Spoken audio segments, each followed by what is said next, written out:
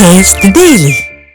November 5ರಿಂದ ಬೆಂಗಳೂರು ಕರಾವಳಿ ದಕ್ಷಿಣ ಒಳನಾಡಿನಲ್ಲಿ ಮಳೆಯಾಗುತ್ತೆ ಅನ್ನುವಂತ ಒಂದು ಮುನ್ಸೂಚನೆ ಸಿಕ್ಕಿದೆ. ಮೀನುಗಾರರಿಗೆ ಎಚ್ಚರಿಕೆ ಇರುವಂತೆ ಹವಾಮಾನ ಇಲಾಖೆ ಸೂಚನೆಯನ್ನ ಕೊಟ್ಟಿದೆ. ನವೆಂಬರ್ 5ನೇ ತಾರೀಕಿನಿಂದ ಬೆಂಗಳೂರು ಕರಾವಳಿ ಮತ್ತು ದಕ್ಷಿಣ ಭಾಗದಲ್ಲಿ ಒಳನಾಡಿನಲ್ಲಿ ಮಳೆಯಾಗುತ್ತೆ. ಹೀಗಾಗಿ ಮೀನುಗಾರರು ಎಚ್ಚರಿಕೆ ವಹಿಸಬೇಕು.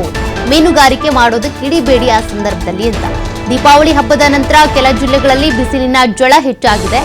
ಬುಧವಾರದಿಂದ 2 ದಿನ ದಕ್ಷಿಣ ಒಳನಾಡಿನಲ್ಲಿ ಭಾರೀ ಮಳೆಯಾಗುವಂತಹ ಮುನ್ಸೂಚನೆಯನ್ನ ಹವಾಮಾನ ಇಲಾಖೆ ಕೊಟ್ಟಿದೆ. ಹೀಗಾಗಿ ಮೀನುಗಾರರಿಗೆ ಮೀನುಗಾರಿಕೆ ಮಾಡೋದೇ ಅವರ ಮೂಲ ಕಸುಬಾಗಿರುತ್ತೆ.